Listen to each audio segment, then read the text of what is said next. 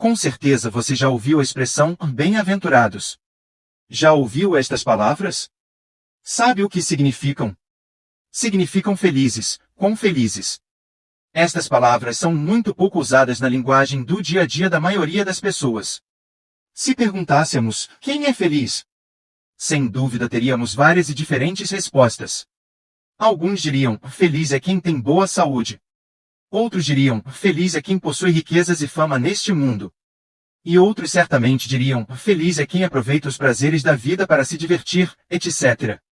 Quero lembrar, prezado leitor, que as palavras bem-aventurados aparecem muitas vezes na Bíblia Sagrada. Deus, em sua palavra, nos diz quem realmente é feliz. Em primeiro lugar, ele nos diz quem é feliz na vida. Bem-aventurado aquele cuja transgressão é perdoada, e cujo pecado é coberto, Salmo 32 versículo 1. Veja quão diferente das ideias dos homens é a declaração de Deus sobre este assunto. O versículo acima nos mostra que é feliz aquele que é perdoado dos pecados. Convém lembrar que a causa de toda infelicidade humana é o pecado. O ser humano é infeliz desde que pecou contra Deus, desobedecendo-o e afastando-se de sua vontade. Pode ser feliz a criatura que não está de bem com o seu Criador? Impossível. Todos pecaram e destituídos estão da glória de Deus, Romanos 3 versículo 23. Vemos, então, que a maior e mais urgente necessidade do ser humano é o perdão dos pecados, e isto, graças a Deus, é possível alcançar. Mas como? O perdão vem de Deus, por meio do Senhor Jesus Cristo. Efésios 4 versículo 32 diz, Deus vos perdoou em Cristo. O Filho de Deus veio a este mundo para trazer ao nosso alcance o perdão dos pecados. Para isso ele precisou morrer crucificado por nossos pecados. Levando ele mesmo em seu corpo os nossos pecados sobre o madeiro, 1 Pedro 2 versículo 24. Ele foi ferido pelas nossas transgressões, e moído pelas nossas iniquidades, o castigo que nos traz a paz estava sobre ele, pelas suas pisaduras fomos sarados, Isaías 53 versículo 5. O altíssimo preço para o nosso perdão, que jamais poderíamos pagar, Cristo pagou completamente com seu precioso sangue. Agora o pecador precisa arrepender-se sinceramente dos seus pecados diante de Deus e aceitar o Salvador pela fé, e assim, é perdoado, tem paz com Deus, tem uma nova vida e é verdadeiramente feliz. A palavra de Deus fala também de ser feliz na morte, bem-aventurados os mortos que desde agora morrem no Senhor, Apocalipse 14 versículo 13. A morte é uma dura realidade. Aos homens está ordenado morrerem uma vez, vindo depois disso o juízo. O salário do pecado é a morte, Hebreus 9 versículo 27, e Romanos 6 versículo 23. Em Ezequiel 33 versículo 11 o Senhor diz, não tenho prazer na morte do ímpio. Quão triste e infeliz é a morte de um pecador perdido sem a salvação, chegando ao fim da vida em seus pecados, sem Deus, sem Cristo e sem esperança. Naquela hora solene e terrível aquela alma é lançada no inferno, Salmo 9 versículo 17, onde sofrerá para sempre. Quão diferente é para aquele que é salvo por Cristo, ele é feliz mesmo naquela hora tão difícil. Ainda que eu andasse pelo vale da sombra da morte, não temeria mal algum, porque tu estás comigo, preciosa é à vista do Senhor a morte dos seus santos, Salmos 23 versículo 4, e capítulo 116 versículo 15. Amigo, se esta hora está perto de ti, está preparado? Prepara-te para te encontrares com o teu Deus, eis aqui. Agora o tempo aceitável, eis aqui agora o dia da salvação, Amós 4 versículo 12, e 2 Coríntios 6 versículo 2. Por último vamos considerar nas Escrituras quem será feliz na eternidade. Bem-aventurados aqueles que lavam as suas vestiduras no sangue do Cordeiro, para que tenham direito à árvore da vida, e possam entrar na cidade pelas portas, Apocalipse 22 versículo 14. Este versículo nos fala de pessoas que estarão para sempre na santa cidade, a cidade celestial, a Nova Jerusalém, junto com Deus. Lá não haverá mais morte, nem pranto, nem clamor, nem dor, Apocalipse 21 versículo 4. Deus habitará para sempre com o seu povo, estes de que lemos que foram lavados pelo sangue do Cordeiro. O Cordeiro que tira o pecado do mundo é o Senhor Jesus Cristo. Quando a Bíblia fala-nos do seu sangue, fala-nos da sua vida dada em sacrifício por amor dos pecadores lá na cruz. Estas pessoas de que lemos aproveitaram deste sacrifício pela fé, serão felizes para sempre no céu não por qualquer coisa de si mesmas ou deste pobre mundo, mas sim, pelo valor da única obra de salvação que Cristo consumou na cruz. De acordo com a Bíblia, há somente uma condição para a salvação, fé. Ao todo, as palavras fé e crer ocorrem na Bíblia cerca de 500 vezes.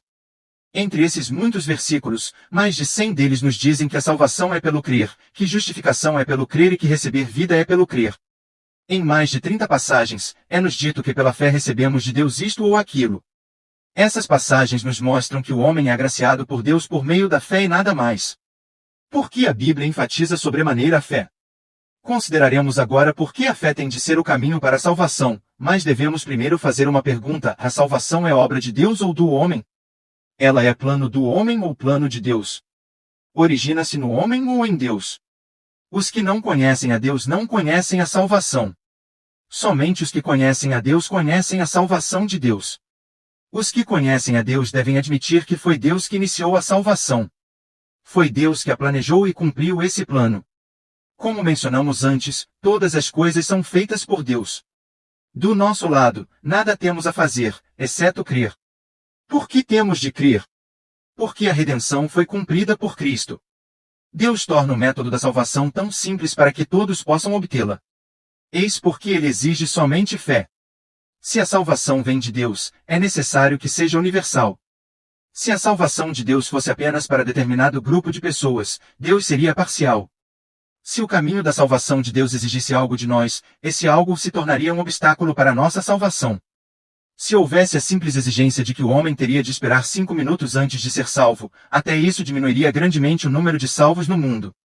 Muitas pessoas não têm nem mesmo 5 minutos para esperar. Deus não poderia exigir sequer justiça perfeita. Se ele exigisse justiça em apenas uma coisa, talvez você pudesse cumprir essa justiça, mas centenas de milhares de pessoas na Terra poderiam não ser capazes de fazê-lo. Se esse fosse o caso, a salvação não seria tão simples. Você não tem de fazer coisa alguma, pois Deus já fez tudo em seu Filho. Ele lidou com os nossos pecados em seu Filho. O Filho de Deus levou todos os nossos pecados. O que cobra o pagamento tornou-se o que paga. O que foi ofendido tornou-se o que sofreu pela ofensa.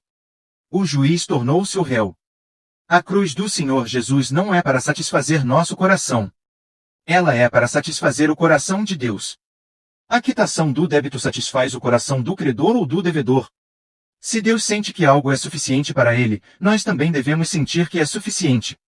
Deus é justo. Se ele diz que a obra do Senhor é capaz de redimir-nos do pecado, ela certamente é capaz de redimir-nos. É irrelevante você pensar que tal obra é suficiente ou não. O que importa é que Deus acha que tal obra é suficiente. A questão não é apenas se o valor foi pago ou não. O que importa é se o credor considera o valor pago ou não. Se o valor pago satisfizer o coração dele, você não terá problemas. Gostaria de poder repetir isso uma centena de vezes. A obra do Senhor Jesus não é para satisfazer nosso coração. A obra do Senhor é primeiramente para satisfazer o coração de Deus. É Deus que ordena o julgamento dos pecados. É Deus que exige que os pecados sejam tratados. Foi Deus que disse que sem sangue não há remissão de pecados. Se Deus fosse indiferente, o sangue seria desnecessário. O sangue está ali porque Deus se preocupa com isso. Se Deus fosse indiferente, a cruz seria desnecessária. Existe a necessidade da cruz porque Deus é justo. O Senhor cumpriu toda a obra na cruz. Então, Deus o ressuscitou dentre os mortos. A ressurreição do Senhor Jesus é a prova de que Deus ficou satisfeito com a obra do Senhor na cruz. Embora não entendamos como a cruz satisfez o coração de Deus, sabemos que Jesus de Nazaré foi ressuscitado da sepultura. Foi a morte de Jesus de Nazaré que os apóstolos pregaram por todo o mundo? Você ouviu tal evangelho? Nunca ouvi tal evangelho. Eu os vejo indo a todo o mundo para dizer aos outros que Jesus de Nazaré ressuscitou. Se ler o livro de Atos, você verá que os apóstolos não pregaram a morte de Jesus pelos nossos pecados. O que eles contavam às pessoas em todos os lugares é que este homem ressuscitou. Eles pregaram isso porque o fato de o Senhor ter ressuscitado prova que sua morte glorificou a Deus. O Senhor Jesus foi ressuscitado porque a sua obra fora aceita diante de Deus. Sua redenção é completa e nós agora podemos ser salvos.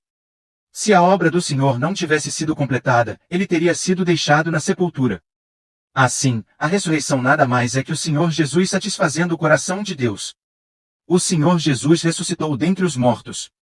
Os apóstolos pregam isso a nós como prova de nossa fé, conclamando-nos a crer no Senhor Jesus. Por um lado, a salvação tem a ver com a morte do Senhor.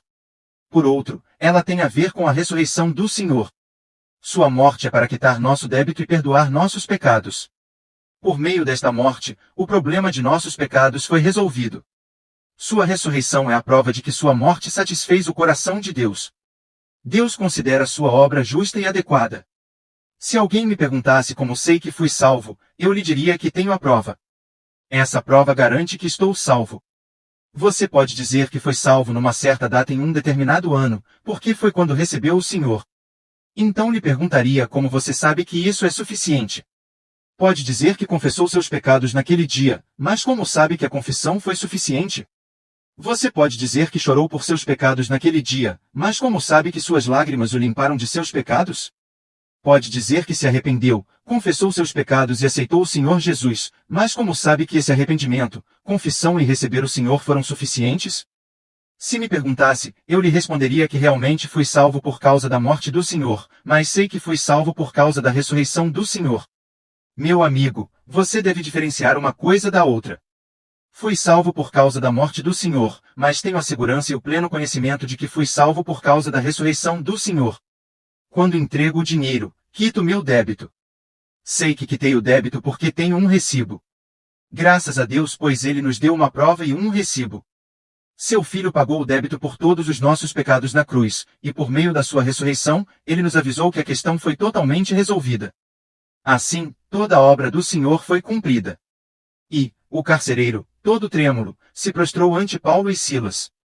Disse: Senhores, que é necessário que eu faça para me salvar? E eles disseram: Crê no Senhor Jesus Cristo e serás salvo. Atos capítulo 16 versículos 29 ao 31.